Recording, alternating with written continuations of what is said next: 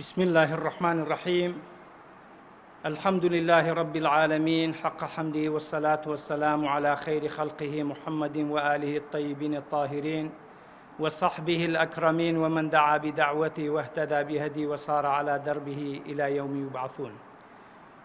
براو خوشکانی بەڕێز و ئازیز، سەرەتالای خۆمانەوە بە خێراتنێکی گەرم و گورتان دەکەین. خوای گەورە پاداشتی هاتن و ئامادەبوونتان بداتەوە. خۆمان زۆر بە خۆشحاڵ دەزانین کە لە کۆڕێکی ئاوا لە مناسەباتێکی ئاوا بە خزمەت ئێوەی بەڕێز و ئازیز دەگەین. و هەروەها لە هەمان کاتدا زۆر سوپاسی ئەنجومەنی خەلیفانی کۆمەڵی ئیسلامی دەکەین کە بەو ئەرکە بەو مناسەباتە هەستاوە کە دابەشکردنی هەندێک لە خەڵات و هاوکاریە بۆ خەڵکێکی پێویست و هەژار و کەم دەرامەت. دیارە ناوچەی کۆمەڵی ئیسلامی لەو سنوورە بە شێوەیەکی گشتی بە تایبەتیش لە ڕووی بەخشینەوە جێدەستی دیارە و بە شێوەیەکی گشتیش کۆمەڵی ئیسلامی هەمووتان باش دەزانن لە میدیاکان جێدەستی دیارە دەتوانین بڵێن تا ئێستا دەیان ملیار دیناری بە خەڵکی هەژار و نەدار بەخشیوە لە ڕێگای کۆمەڵێک کەرت و کۆمەڵێک پرۆژە کە خزمەتێکی باشی بە خەڵکی کەم دەرامەت و هەژار و نەداری هەرێمی کوردستان کردووە. ئەوەش بەڕاستی هونەرەکە بۆ خەڵکی هاوکار و دەوڵەمەند دەگەڕێتەوە کە ئەوان هەمیشە هاوکاری خەڵکی هەژار و فەقیر دەکەن، بە تایبەتیش ئەو بەرنامە بەخشینەی کە هەیە کە لێ ڕێگای کەناڵی پەیامەوە زۆر جار خەڵکێکی دەستکورت و هەژار و نەدار و کەم دەرامەت پیشان دەدرێ، تەنانەت تا دەگاتە پرۆژەی گەورە وەکو دروستکردنی خانوو بۆ خەڵکی یەتیم بەبێ لایەن کە ئەو بەرنامەیە خانووی بۆ دروستکردون تا دەگاتە ئەوەی لە هەندێک شوێن وەکو کەرتی تەندروستی خەستەخانە و بنکەی تەندروستیش دروست کراوە کە ئەوەش بەڕاستی خزمەتێکە کە بە خەڵکی هەرێمی کوردستان دەکرێت. لەو سۆنگەیەوە کە دیداری ئێمە مناسەباتی ئێمە کە مەسەلەی بەخشینە، من پێم خۆشە بە کورتی لە خزمەت جەنابتان باسی خێر و سەدەقەکردن بکەین لە ئیسلامدا.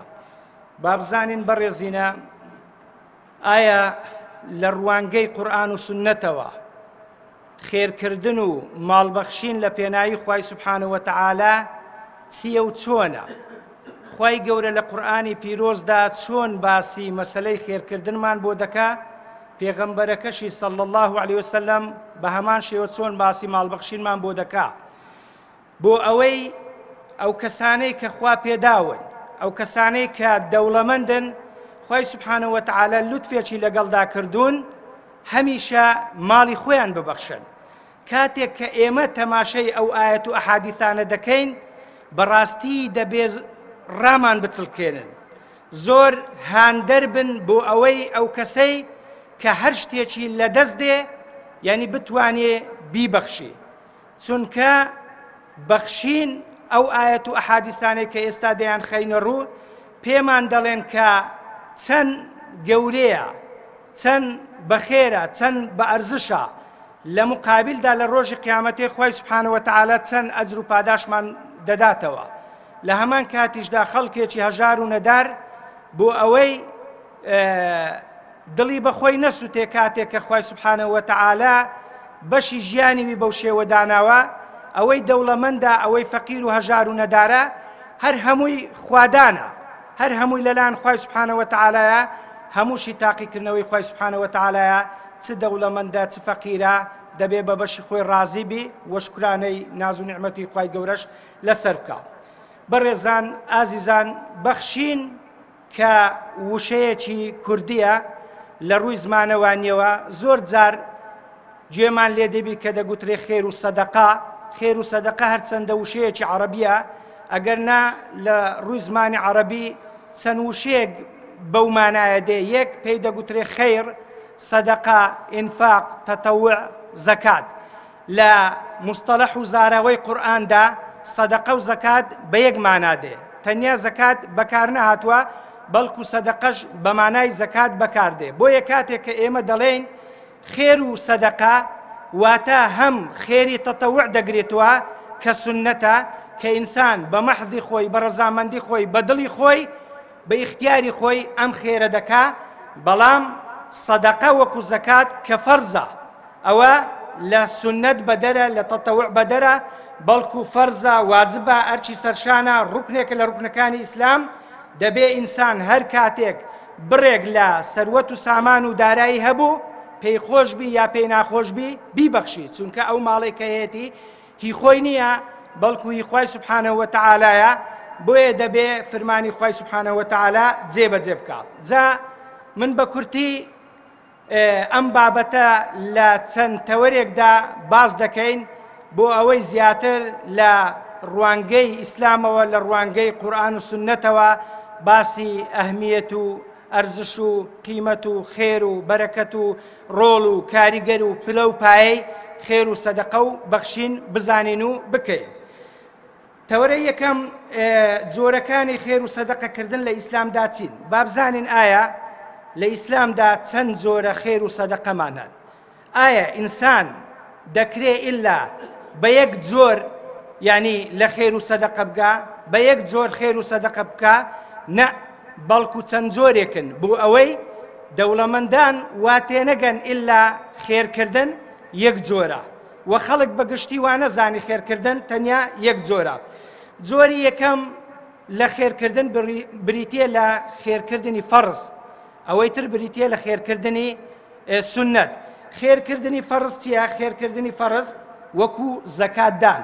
زەکاتدان هەر کاتێک کە ئینسان بڕێک لە سەروەت و سامانی هەبوو ئەو سەروەت و سامانە بگاتە ڕادەی زەکات و حەول واتە ساڵیشی بەسەردا بسوڕێتەوە، جا ساڵی هەموو زەکات دەرێک هەموو دەوڵەمەندێک لە یەک کاتدا نییە. ئێمە وا لێ ڕاهاتن زۆربەی خەڵک خستۆتێ ناو ڕەمەزانان ئەگەر نا دەکرێت تەوقیتێکی تریش کاتێکی تریش هەبی کە ئینسان زەکاتی لێ بدات. جا بۆ نمونە ئەم ساڵ لیژنەی باڵای فتوای هەرێمی کوردستان زەکاتی بەچەند نرخاندووە؟ ڕادەی زەکاتدان هەر کەسێک کە 4.5 ملیۆن دیناری عراقی هەبی ئەوە زەکاتی لێ دەکەوێت، ئەو کاتە لە سەدا 2 دەدا. بۆ فیدیەش 3000 دەدرێ، بۆ کەفارەتیش 3000 دەدرێ.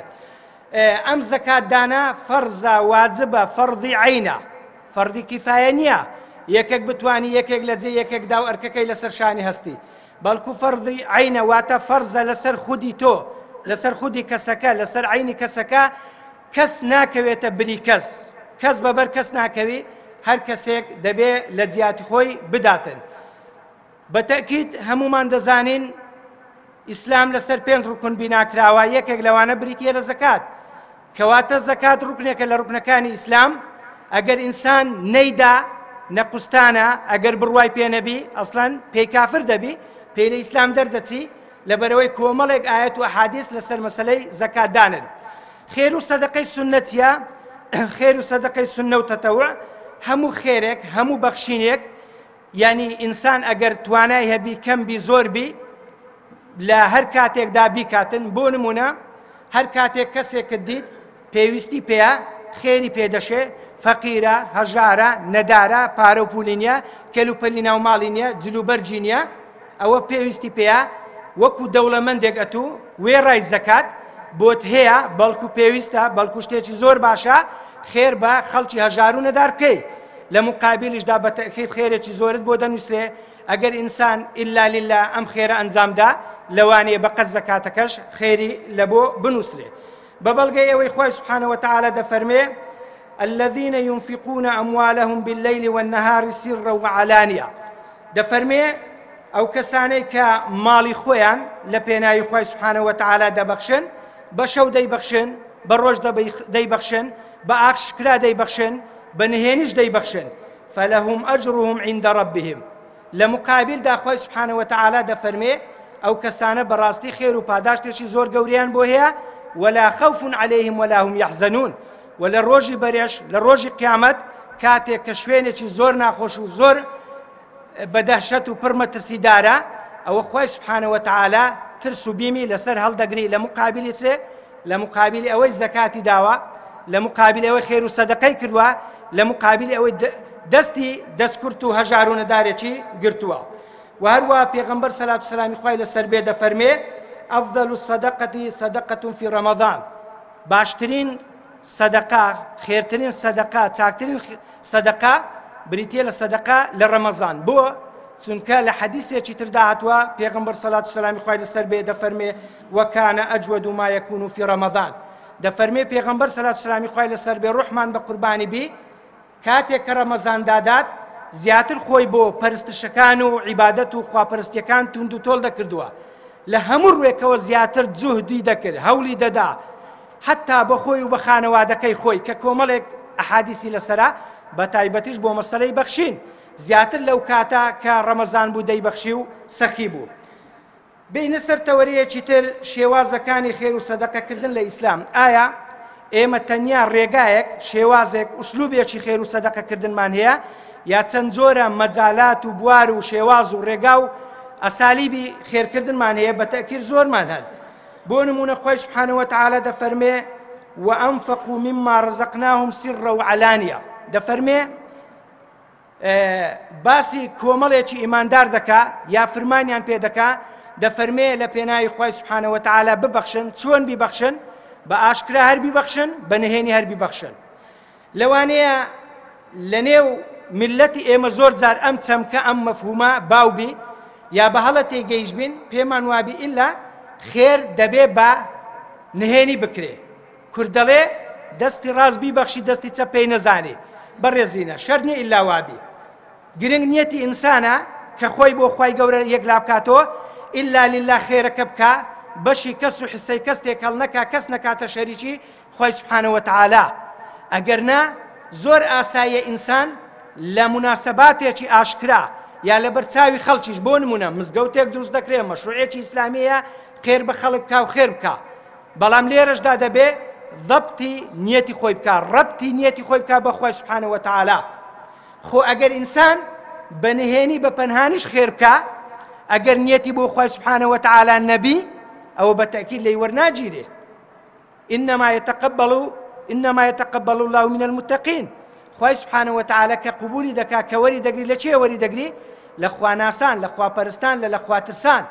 بۆیە ئەگەر بە ئاشکراش خێر بکرێ زۆر ئاساییە کە نیەتت بۆ خوای گەورە بێ، بە نیەتی مبادەرە، دەست پێشخەری، ئەساسدانان، بنچینەدانان، چاولێکەری، لاساییکردنەوەی چاک، با خەڵکیش خێر بکە، با خەڵک بزانێ ئەم مەشروعە هەیە، ئەم پرۆژەیە هەیە.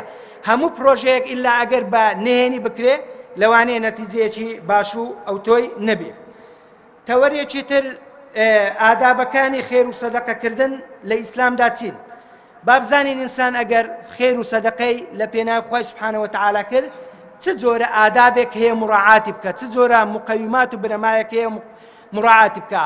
چەند شتێک هەن بەڕاستی زۆر زۆر گرنگە کە ئینسان مڕاعاتی بکە و لەبەر چاویان بگری. یەک لەوانە نیەت. بەڕێزینە هەر کاتێک بە شەو بە ڕۆژ بە ئاشکرا بە نهێنی لێرە و لەوێ لە هەر کوێیەکی دنیا لە هەر کونجێکی دنیا ئێمە خێرێکمان کرد گچکە بوو یا گەورە بوو، پێویستە نیەتمان لە بۆ خوای سوبحانەهو وتەعالە بی. بۆ چونکە خێرکردن زەکاتدان مادام ڕوکنێکە لە ڕوکنەکانی ئیسلام، خێرکردن مادام خێرە مادام لۆ خوایە دەبێت دووربی لە ڕیا، دەبێت دووربی لە بەرپەرزدانەوە و کۆس دروستکردن لە بۆ خەڵک، دەبێت دووربی لە بەکارهێنانی خراپە، دەبێت دووربی لە شیرک. ئینسان چۆن نوێژ دەکا ئیلا دەبی لیلا بکە، خێر و سەدەقە و زەکاتیش بە هەمان شێوە ئیلا لیلا بی، ئەگەنا لێی وەرناگیرێ. وەک پێغەمبەر سەلات و سەلامی خوای لەسەر بێ دەفەرمێ من أعطى لله ومنع لله وأبغض لله فقد استكمل إيمانه. کەسێک منعکە شتێکی پێ ببەخشی، ڕێگەی لێ بگری، خۆشی بوێ، ڕقی لێ ببیتۆ، دەبی ئیلا لە بۆ خوای سوبحانەهو وتەعالە بی، ئەو کاتە ئەوە ئیمانی دامەزرا و ئیمانی تەواوە. ئەگەر ئینسان لە بۆ ڕیای بی واتە کەسێکی دەکاتە شەریکی خوای گەورە. ئەگەر ئینسان لە بۆ غیرەت و جورئەت و سەخاوەت و ئەو جۆرە سیفاتانەی بی، ئەو بە تەئکید کەسێکی دەکاتە شەریکی خوای سوبحانەهو وتەعالە. خوای گەورەش بێ شەریکە و خێر و عیبادەتی ئاوای قبول نییە. ڕوکنێکی تر یا ئادابێکی تر بریتیە لە باشکردن. ئینسان هەر کارێک کە دەیکا بە تایبەتی عیبادەت، بە تایبەتی زەکاتدان و خێر و سەدەقەکردن بەڕاستی ئینسان دەبێ بە ئیتقانەوە بیکە، بە چاکەوە بیکە، بە باشەوە بیکە، بە ڕێکی بیکە، نەک بە ناڕێکی و بە خراپی. پێغەمبەر سەلات سلامی خوای لەسەر بێ دەفەرمێ خوای گەورە کەسێکی خۆش دەوێ کە کارێک دەکا بەڵام کارەکە بە چاچی دەکا. و هەروەها ئادابێکی تر بریتە لە بە ئاشکرا و بنهێنی. زۆر ئاساییە ئەوەشمان باس کرد، خێر ئەگەر ئیلا لیلابی بە نیەتێکی پاک و بێگەردەوە بی، ئەوە ئەگەر چ بە ئاشکرا بیکەی چ بە نهێنی چ گچکە بی چ گەورە بی، لەکن خوای سوبحانەهو وتعالا گەورەیە. یعنی عیبادەتەکان مەشروتن مەرهونن بە چ؟ بە نیەتی ئینسان. کەم بکەی زۆر بکەی ئەگەر لە بۆ خوای گەورەت بی قبولە، لە بۆ خوای گەورەت نەبی قبول نییە. بە ملیار دۆلار ببەخشا بە ناوی مافی مرۆڤ و وڵات پارێزی و چاکەکاری و بە ناوی ئەوەی پێت برن پیاوێکی باشە و سەخیە و شایستەیە لە بۆ ڕیایی بێ، ئەوە بۆ چێت کردووە بۆ چت کردووە دەبێ ئەوان ئەجر و پاداشتت بدەنەوە. بەڵام ئەگەر یەک ڕوبع دینار ئینسان ئیلا لیلا بیبەخشی مادەم بۆ خوای سوبحانەهو وتعالایە، خوای گەورە ئەجر و پاداشتت دەداتەوە. نیەت المؤمن خەیر من عەمەله، نیەتی ئینسانی ئیماندار لە کار و کردەوە کەشی باشترە. ئەگەر ئینسان کارێک بکا بەڵام لۆ خوای نەبی ئەوە باش نییە و ئەوە خراپە. ئادابێکی تر بریتێ لە بەسەردانەدانەوە. پێویست ناکە ئینسان کە خێرێک دەکا مقابل منەت بارکە ئەزیەتی بدا ئێش و ئازاری پێ بگەینی منەتی لەسەر بکە. تەوەرێکی تر بەڕێزینە لە ئیسلامدا چێ خێر و سەدەقە دەکا؟ بابزانین ئایا چێ خێر و سەدەقە دەکا بۆی هەیە خێر و سەدەقە بکە؟ ئایا ئیلا دەبێت دەوڵەمەند خێر و سەدەقە بکە؟ نەخر، شەرت نییە. یەکەم کەس کە خێر و سەدەقە دەکا مادام ئێمە بە منتەڵەقە و بە مەفهومێکی ئیسلامی و دینی خوایی ئیلاهی ڕەبانی باسی خێر و سەدەقە دەکەین، کەسێکی موسڵمان ئەو کەسێک کە خێر و سەدەقە دەکا. ئەگەر موسڵمان نەبی لیلا نەبی، ئەگە ئیماندار نەبی ئیلا لیلا نەبی، خێر و سەدەقە ناکا و ئیشی پێ نییە. ئەوەی دووەم کەسێکی هەبووە دائیمەن وایە کەسێک ئەگەر هەیبی خێر و سەدەقە دەکا نەیبی ناکا یان وەردەگری ئەو جارە. پێغەمبەر سەلات سلامی خوای لەسەر بێ دەفەرمێ یەد العولیا خەیر من یەد السوفلا، دەستی بەرز لە دەستی نزم باشترە، واتە ئەو کەسەی دەبەخشی لەوە کە وەردەگری باشترە. ئەوە مانای چییە؟ مانای ئەوە نییە کەسێک ئەگە فەقیر بوو بۆی نییە وەربگری، بەڵێ بۆی هەیە و جائیزە و شەرعیە و زۆر ئاساییە، هیچ عیب نییە و شەرم نییە. چونکە خوای گەورە دەفەرمێ نحن قسمنا بينهم معيشتهم ورفعنا بعضهم فوق بعض. دەفەرمێ ئەم ژیانە ئەم معیشەتە ئەم گوزەرانەمان دابەش کردووە، تەقسیممان کردووە، هەندێکمان دەوڵەمەند کردوون هەندێکمان فەقیر کردوون. ئەوەش تاقیکردنەوەی خوای سوبحانەهو وتعالا بزانین هەردووچیان ڕازین بە قەزا و قەدەر و قسمەتی خوای گەورە، هەردووچیان سابیرن شاکرن بە قەزا و قەدەری خوای سوبحانەهو وتعالا. فاقد شيء لا يعطيه، ئەگەر کەسێک شتێکی نەبی نایدا، دائیمەن ئینسانێک کە هەیتی دەیدا، بەڵام کەسێکی تر کە دەبەخشی ئەویش هەر کەسێکە کە یعنی دەستی لێوە ببیتەوە. بۆ نمونە شەرت نییە ئیلا دەوڵەمەند بەڕێزینە، لەوانەیە جاری وایە 1 ملیۆن دینار دەوڵەمەند بیبەخشی بەقەد 100,000 فەقیرێک بی، فەقیرێک بڕوا 100,000 50,000 10,000 لە دەستی دێ دەیخاتە ناو سندوقێک ناو مزگەوتێک ناو پرۆژەیەک بۆ ئینفاق بۆ بەخشین لە پێناو خوای سوبحانەهو وتعالا. لەوانەیە ئەوەی فەقیرەکەی لەبەرەوەی ژیانی سەخت گیرە و لەسەری سەختە، لەکن خوای زۆر زۆر گەورە بی یا گەورەتریش بی.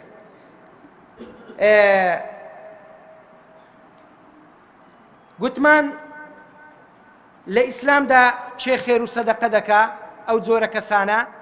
پێغەمبەر سەلات سلامی خوای لەسەر بێ دەفەرمێ هانمان دەدا، دەفەرمێ لا تحقرن من المعروف شيئا ولو أن تلقى بوجه أخيك طليق.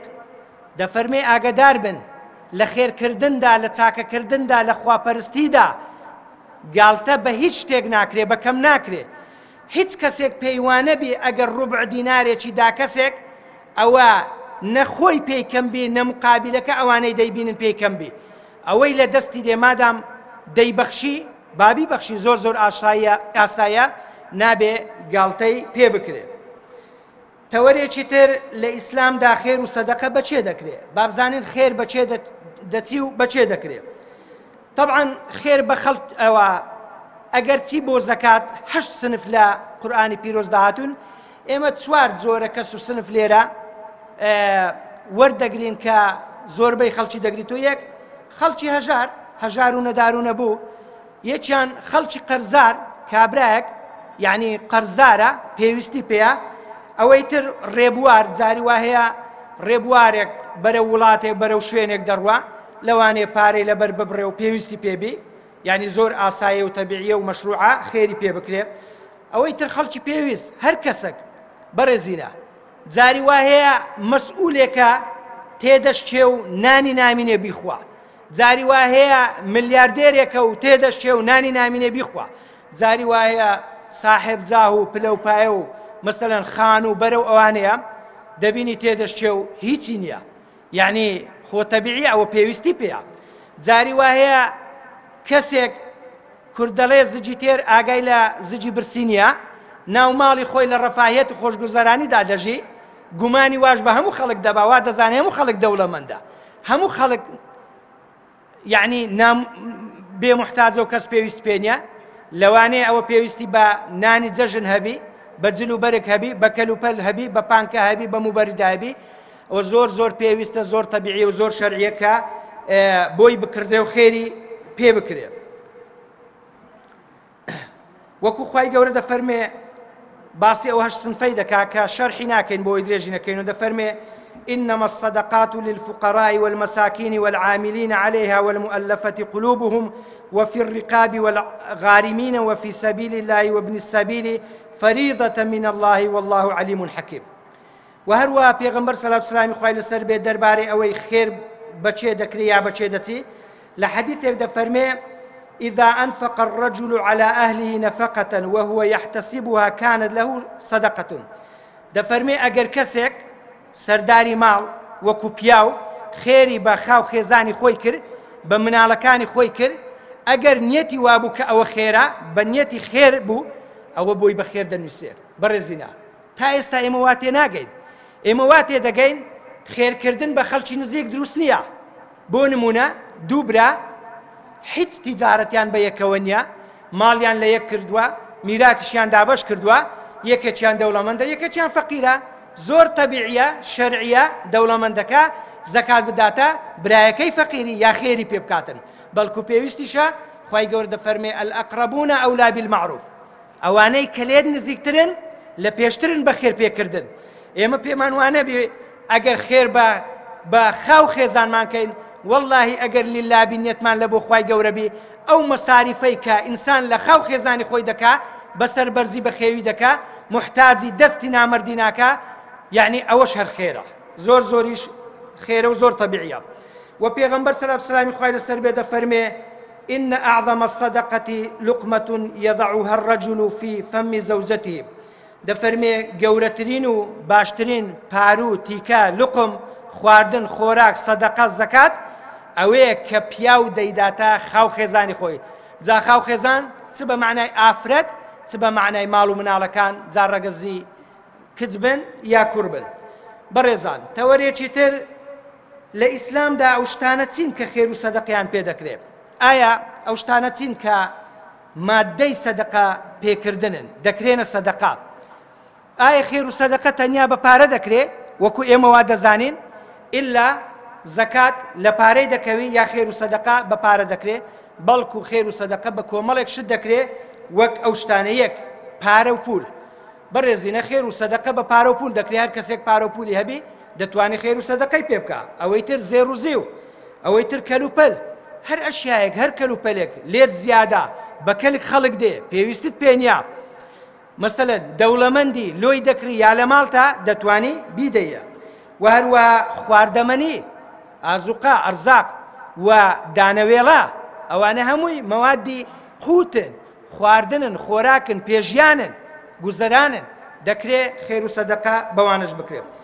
تەوەرێکی تر حکمی خێر و سەدەقەکردن لە ئیسلامدا بابزانین ئێمە کە ئەوەندە بە گرنگ بە حەماسەتەوە بە پەرۆشەوە باسی خێر و سەدەقە دەکەین، وێڕای ئەوەی کە کۆمەڵێک ئاەت و حەدیثمان بە بەڵگەهێنانەوە، بەڵام حکمەکەی چییە؟ حکمەکەی دوو شتی سەرەکیە، یەکیان فەرزە ئەوی تریان سوننەتە. یعنی ئەوەی زەکاتە کە بە حەق دەتکەویتە سەرێ لێت دەکەوی کە ڕوکنێکە لە ڕوکنەکانی ئیسلام، ئەوە فەرزە و هیچ منەتی تێدا نییە و واجبە لەسەرت مادام مسلمانی مؤمنی ئیمانداری دەبێ بیدەی ئەوەی تر تەتەوع سنەتە بەغەیری زەکات بۆت هەیە خێر بکەی و بۆت هەیە خێر نەکەی بەڵام جاری وا هەیە حاڵەتەکە کەسەکە شتەکان دەور دەبینی بەڕێزینە بۆ نمونە دەوڵەمەندێک دراوسەکانی هەژار و نەدارن پێغەمبەر سەلات سلامی خوای لەسەر بێ ڕوحمان بە قوربانی بی بێحیکمەت نییە دەفەرمێ لەیسە منا من جاره جوعان وهو شبعان ئەوە لەسەر ڕێباز و نەهجی ئێمە نییە لەسەر سنەتی ئێمە نییە کە کەسێک خۆی دەوڵەمەندە و دراوسێکەی یا مقابلەکەی هەژارە نەدارە دەستکورتە پێویستە یعنی هەر بەڕێزینە وەکو شەهامەتی ژیان شەهامەتی ئینسانیەت زۆر جا ئەمە دەڵێن ئەوە کەی شەهامەتە ئەوە کەی جورئەتە ئەوە کەی شەڕەفە کەی کەرامەتە کەی غیرەتە خەڵک لە تەک تۆ بمری پێویستی پێبی بەڵام منیش دەوڵەمەند بم خێری پێ نەکەم یعنی بەڕاستی ئەمە جورئەتی دەوێ و دینی دەوێ و هەروەها بوارێکی تر دەفەرمێ بوارەکانی خێر و سەدەقەکردن لە ئیسلامدا دوو بواری سەرەکیمان هەیە ئینسان یا ئەوەتە لە مەجالی مادی خێر و سەدەقە دەکات یا لە مەجالی معنەوی لە مەجالی مادی پێغەمبەر سەلات و سلامی خوای لەسەر بێ دەفەرمێ اتقوا النار ولو بشق تمرة دەفەرمێ لە خوا بترسێن ئاگادار بن لە خوا ترسانیش خێر و سەدەقەش دەگریتەوە ئەگەر بەلەتکە خورمایەکیش بی واتە ئەگەر دەتانەوێ خوا لێتان ڕازی بی بتان باتە باشتێ لە ئاگری دۆزەخ دوورتان کاتەوە ئەگەر کەرکە خورمایەکیش کە هیچ ئەرزشێکی نییە حسابی بۆ ناکەی ئەگەر لە پێناو خوابی بەخشی گاڵتەی پێ مەکە دەتهێتەوە ڕێبەکەل کردێ ئەوە بەخشینی مادی بەخشینی معنەوی چیە پێغەمبەر سەلات و سلامی خوای لەسەر بێ دەفەرمێ الکەلیمەة طەیبەة صەدەقەة دەفەرمێ قسەیەکی خۆش لەگەڵ براکەت لەگەڵ خوشکەکەت ئەوە خێر و سەدەقەیە بەڵام ئەوە مادی نییە پارە بدەیت کەلوپەل نییە ئەوە معنەویە پەیوەندی بە دڵ و دەرونی ئینسانەوێ ئینسان دڵخۆش دەکات وتەبەسم في وجه أخيك صدقة ئەگەر ئینسان بە ڕووی مقابلدا دەم بە خەندەبی ڕووخۆش بی ئەوە خێرێک پێدەگات تەوەرێکی تر باشترین خێر و سەدەقەکردن لە ئیسلامدا چییە پێغەمبەر سەلات و سلامی خوای لەسەر بێ باسی زۆر شت دەکات کە ئەوە ئەفضەلە ئەوە خێرە ئەوە زۆر باشە بە سیغەی تەفضیل بەڵام ئەمە دوو سێ حەدیثمان بە نمونە هینایەوە یەکیان دەفەرمێ ئەفضەل الصەدەقەتی سەقی الماء تەماشا بکەن دەفەرمێ باشترین خێر ئاودانە خەڵکە لە حەدیثێک دەفەرمێ من كثر الذنب فليسقي ماء دەفەرمێ کەسێک گوناحی هەیە بە ئاو بجێڕێ ئایا دەزانن ئەو ئیسلامە چەند ڕەحمەتە چەند ڕەفەتە چەند سەمحەتە یعنی چەند نیعمەتە چەند گەورەیە چەند مافی مرۆڤی مڕاعات کردووە حساب لە بۆ ئەوە دەکا قومە ئاوێکیش بدەیە مقابل کە لە مردن ڕزگاری دەکا کە دڵخۆشی دەکا کە گیان و لاشەی دەبوژێتەوە ئەوە شەر شتێکی زۆر باشە و دەفەرمێ خەیر و سەدەقەتی ما کان عن ظهری غینا دەفەرمێ باشترین سەدەقە ئەوەیە کاتێک کە تۆ هەبووی دەوڵەمەندی لەسەر دەوڵەمەندی و لەسەر هەبووی دەیکەی یا دەفەرمێ ئەفضەل الصەدەقەتی جوهد المقل دەفەرمێ باشترین خێر و سەدەقە ئەوەیە کە تۆ هەژاری نەداری لەگەڵ ئەوەیدا کە سەروەت و سامانێک کەمیش تەیە بەڵام ئەوەندە سابیری ڕاضی شاکری لە پێناوی خوای گەورە دەبەخشی ئەگەر کەمیش بی ودەفەرمێ ئەفضەل الصەدەقەة أن يتعلم المرء المسلم علما ثم يعلمه أخاه المسلم دەفەرمێ باشترین خێر و سەدەقە ئەوەیە کە تۆ فێری علم و زانست و زانیاریەک بووی ڕەزیل نی ڕژدنی لە لای خۆت گل نادەی و کەس ئیستیفادەی لێ نەکا بەڵکو فێری برا مسلمانەکەشی دەکەی ودەفەرمێ فلا يغرس المسلم غرسا فيأكل منه إنسان ولا دابة ولا طير إلا كان له صدقة إلى يوم القيامة إلا كان له صدقة دەفەرمێ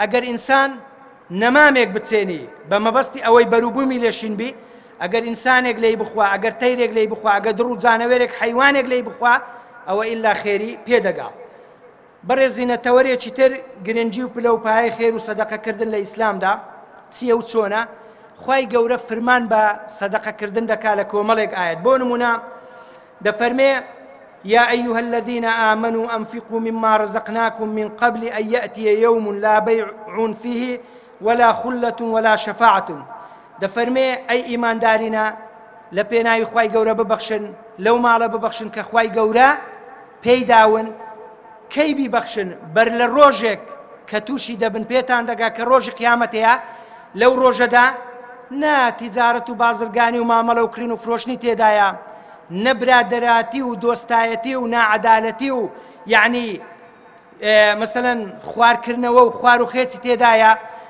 واستەکاری تێدایە، نە شەفاعەت و تکاکاریشی تێدایە بەناحەق کە کەسێک بتوانی ئەتوو ڕزگارکە و بتکڕیتەوە. وەخوای گەورە دەفەرمێ وأنفقوا مما رزقناكم من قبل أن يأتي أحدكم الموت فيقول ربي لولا أخرتني إلى أجل قريب فأصدق وأكن من الصالحين.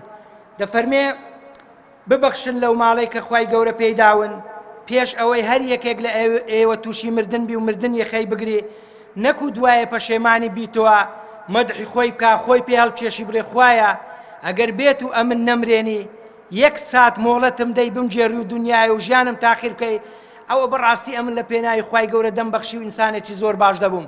خوای گەورە دەفەرمێ کەلا ئینەها کەلیمەتون قائیلوها، ئەوە تەنیا قسەیەکە و دەیکا ئەدی ئەوە لە دنیایە نەبوو، یعنی ئەو هەموو ئاەت و حەدیسانەی گوێ لێ دەبوو خێریشی نەدەکرد و نەیدەبەخشێ، هەر ئینسانێک ماوەی دیاریکراوی خۆی هەیە. فإذا جاء أجل لا يستأخرون الساعة ولا يستقدمون. کاتێک ماوەی دیاریکراوی تەواو بوو ئەجەلی هات مردن گەیشتە سەری ئیذا حەضەر عەلەیه المەوت و مردن گەیشتە سەری، ئەو بەتەئکید خوای گەورە یەک دەقە یەک چرکە پێش پاشی ناکا و مۆڵەتی نادا. تەوەریەکی تر ماڵ بەخێر و سەدەقەکردن کەم ناکات بەڕێزیدا. بە چ بەڵگەیەک خوای گەورە دەفەرمێ يمحق الله الربا ويربي الصدقات. دەفەرمێ ڕیباکردن سوو زێدە وەرگرتن لە مقابلدا هەمومان زۆر جار گوێمان لێ دەبی لە باب و باپیرانمانەوە لەو هەموو مامۆستا بەڕێزانەی ئاینیەوە کە شتێکی زۆر خراپە. دەفەرمێ ئاگادار بن مامەڵەکردن و بازرگانیکردنی ڕیبا لە نێوت دەبا، ماڵت کەم دەکا، سەروەت و سامانت کەم دەبا، بەڵام بە پێچەوانەوە خێر و سەدەقەکردنی شەرعی و لۆخوای ئەوە زیاد دەکا و بەرەکەتی تێدەکەوی. و پێغەمبەری صلی الله عليه وسلم دەفەرمێ ما نقصت صدقة من مال، يعني بەخشین لە ماڵی کەم ناکا. و هەروە دەفەرمێ الصدقة تدفئ الخطيئة كما يدفئ الماء النار. دەفەرمێ ئاگادار بن خێر و چاکەکردن لە پێناوی خوای سبحانه وتعالى گوناه و تاوانەکانت لا دەبا و ڕەش دەکاتەوە چۆن ئەو ئاگری دەکوژینی تۆ، بە هەمان شێوەش خێر و سەدەقە گوناه و تاوانەکان لا دەبا. تەوەریەکی تر نابێ بەخشین بە چاو خەڵکدا بدرێتەوە. لە یەکێک لە ئادابەکان باسم کرد بەڵام هەڵوەستەم لەسەر نەکرد، ئەوە نوقتەیەکی زۆر باشە بەڕێزینە. بەڕاستی عادەتێک هەیە لە ناو میلەتی ئێمە، ئەویش ئەوێ زۆر جار کەسێک زەکات کە ڕوکنەکە دەیداتە یەکەچی بەمنەت لە مقابلدا لەکن خەڵکی وە دەرێ ئیشی پێدەکا دەڵێ ئەوە مەسەلەن زەکاتم دایتێ حساب لە بۆ من ناکا، قیمەتم نازانی، بە چاوی دەداتەوە. طبعاً بەوە ئەزیەتی دەخوا.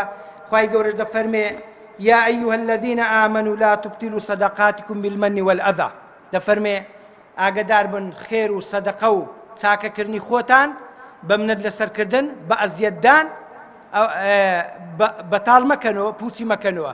ئەزیەتدانەکە تەنیا باسکردن ئەگەر باسی بکەی ئەوە ئەزیەتی پێ دەخوا.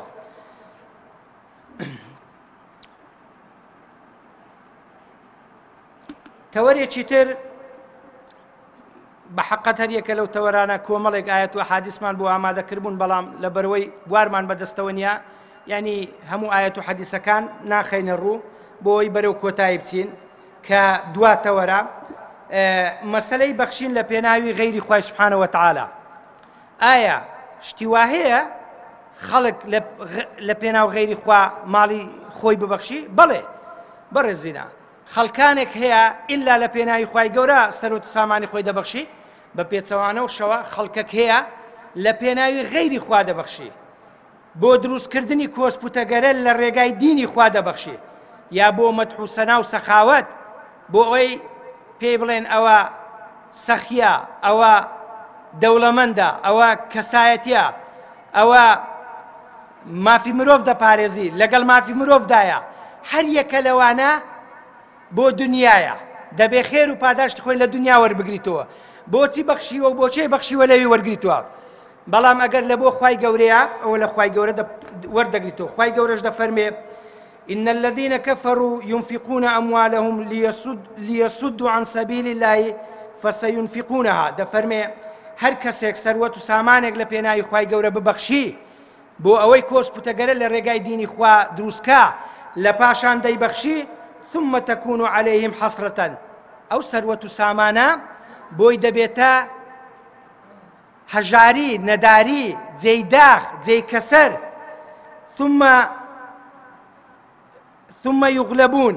دەفەرمێ پاشان ئەو ئینسانە زەرەر دەکا و ژێر دەکەوی و تێدەشتێ والذين كفروا إلى جهنم يحشرون. دەفەرمێ ئاگدار بن ئینسانی بێباوەڕ و کافر بەرەو دۆزەخ دەڕۆن. ئەوە بۆ وایە لەبەرەوەی ئەو کەسانەی کە بەخشین بۆ غەیری خوا دەبەخشن و ئەو کەسانەی کە دەبنە کۆسپوتەگەرە لە ڕێگای خوا لە پێناوی کۆسپوتەگەرە دروستکردن لە ڕێی خوای گەورەدا دەبەخشن ئەوانە ئینسانی بێباوەڕ و بێدینن خوای گەورە بەرەو دۆزەخیان دەبا.